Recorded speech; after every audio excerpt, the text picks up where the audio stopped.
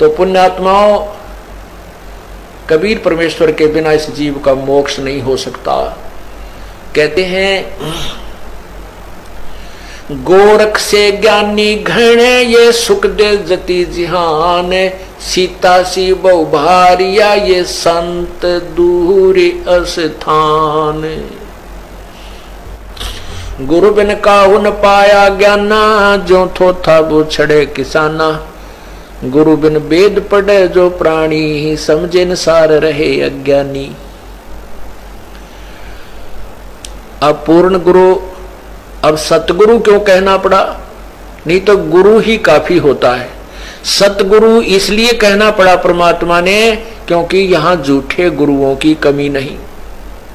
काल तक की साधना बताने वाले गुरु बहुत हैं और काल से भी भ्रमित ज्ञान बताने वाले गुरु बहुत हैं, लेकिन सतगुरु इसलिए कहना पड़ा जो इन सब के ज्ञान को फेल करे और शास्त्र अनुकूल साधना पर दृढ़ करे, वो सतगुरु कहलाता है।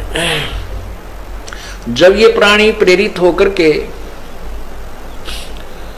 परमात्मा प्राप्ति के लिए चल पड़ता है, इसको जैसा भी कोई संत मिल जाता है, स्वयं ज्ञान ना होने से ये उसी प्रकार साधना पर दृढ़ हो जाता है।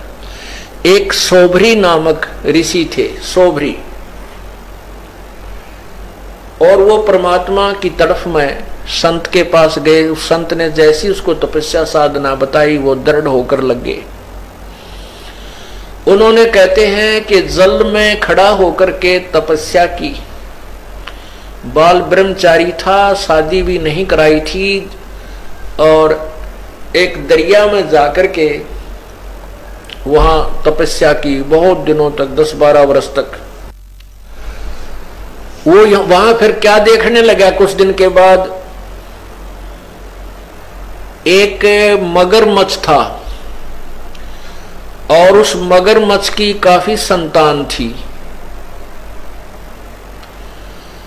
तो वो मगरमच्छ के पोते पोती, दोते दोती, वो उस मगरमच्छ के आसपास प्यार से घूमती थी और अपनी दूम से उस मगरमच्छ को प्यार देती थी, लाड करते थे। जैसे पोते पोती को दादा दादी की छाती पर लौट जा, कदे उसके कंधे पर बैठ जा, बैठे गए, तो इस तरह वो प्यार देती थी और वो मगरमच्छ उनसे बड़ा प्रसन्न रहता था, खुशी मनाता था। अब उस सोवरी ऋषि के मन में यह प्रेरणा होगी, मैं शादी करवाऊं और ब्याह करवा कर मेरा पोते पोती हो और उन पोते पोतियां में दोता दोतियों के साथ ऐसे ही लाड लडाऊं। अब वह छोड़ भक्ति और निकला जलमत बार। कहां पहुंचा? मान धाता राजा के पास गया। अब उन राजाओं को पता होता था कि ये साधु जो आते हैं साधना करके, ये बड़े तोब का गोला होते हैं, एटम बम होते हैं, ये जो भी मुंह से निकाल देंगे वचन वो पार होता है।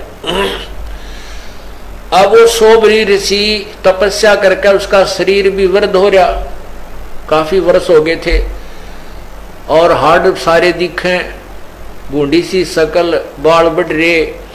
और वो जाकर मान धाता राजा से बोला कि आप मुझे एक कन्या दे दो,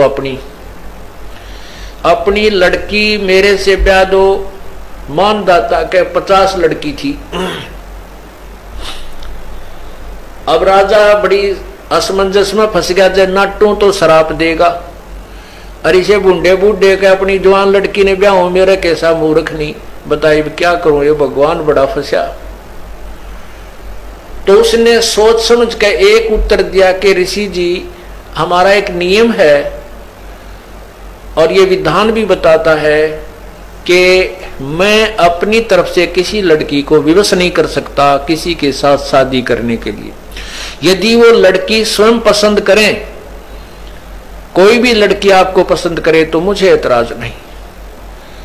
अब राजा ने बेरा था, इसे बूढ़े ने कौन लड़की पसंद करेगी? तो ऋषि बोला जी मुझे मंजूर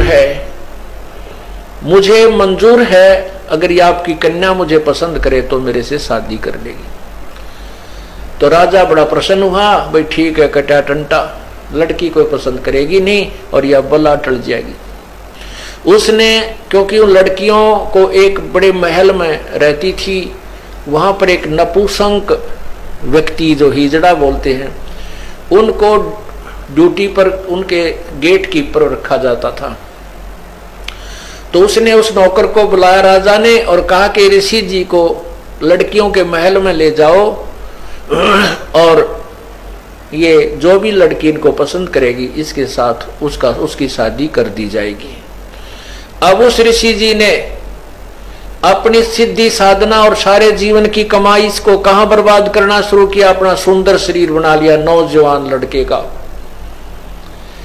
और जो ही उन लड़कियों के महल में प्रवेश किया और उस नपुंसक ने सारी कहानी बताई कि राजा का आदेश है, जो इसको पसंद करेगी उसके साथ शादी कर दी जाएगी।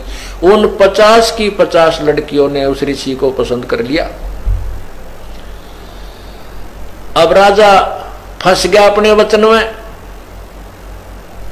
सारी कहानी आकर बता दी गई कि आपकी 50 की 50 लड़कियों ने मुझे पसंद कर लिया है। इसकी गवाही सब लड़कियों ने भी दे दी कि हम इसे पसंद करती, क्योंकि सुंदर शरीर बना लिया उस ऋषि ने।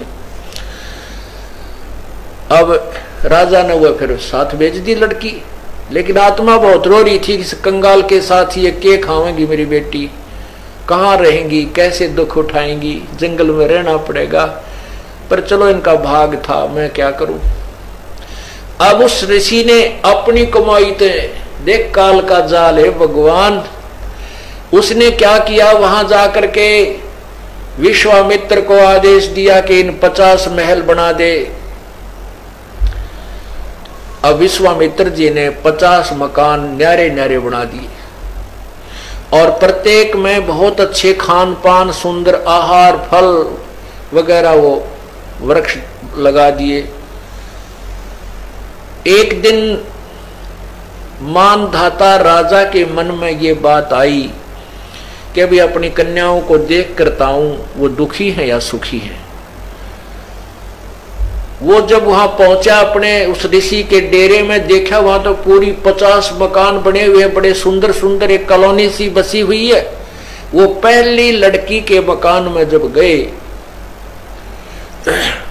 तो मानधाता राजा ने पूछा, बेटी तुम कुशल तो हो? कि पिताजी वैसे तो हम कुशल हैं, कोई कमी नहीं, लेकिन माता पिता की याद तो आती ही रहती है और बाकी हमें कोई कष्ट नहीं।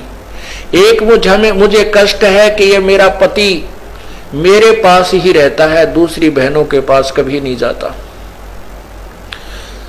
अब वो दूसरी कन्या के पास गया तो उसने भी यही कहा, पिताजी हम बहुत सुखी हैं और मुझे एक बात का दुख है कि मेरा पति मेरे ही पास रहता है, दूसरी बहनों के पास नहीं जाता।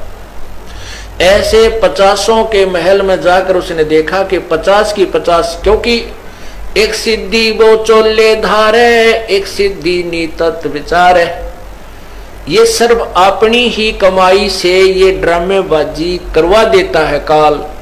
अब उसने इतनी कमाई कर ली थी, सोबरी ऋषि ने 50 तो शरीर धारण कर लिए, 50 की 50 औरतों को भोग रहा है और उधर 51वां अलग से और बैठा है।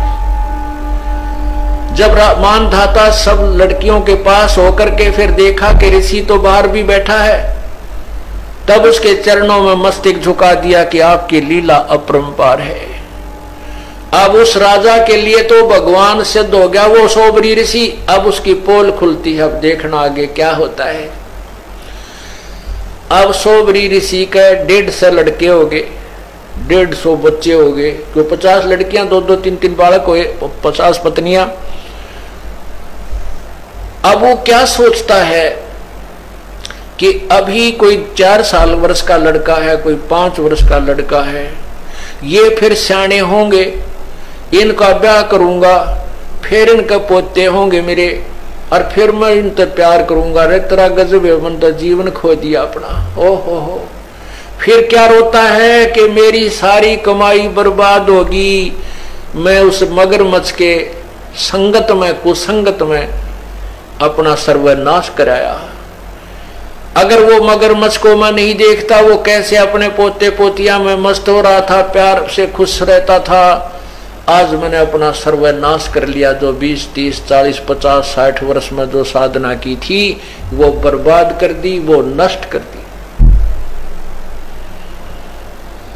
तो पुण्यात्माओं, कबीर परमेश्वर के बिना इस जीव का मोक्ष नहीं हो सकता। कहते हैं गोरख से ज्ञानी घणे ये सुख दे जति जिहान, सीता सी बहु भारिया ये संत दूरी अस्थान।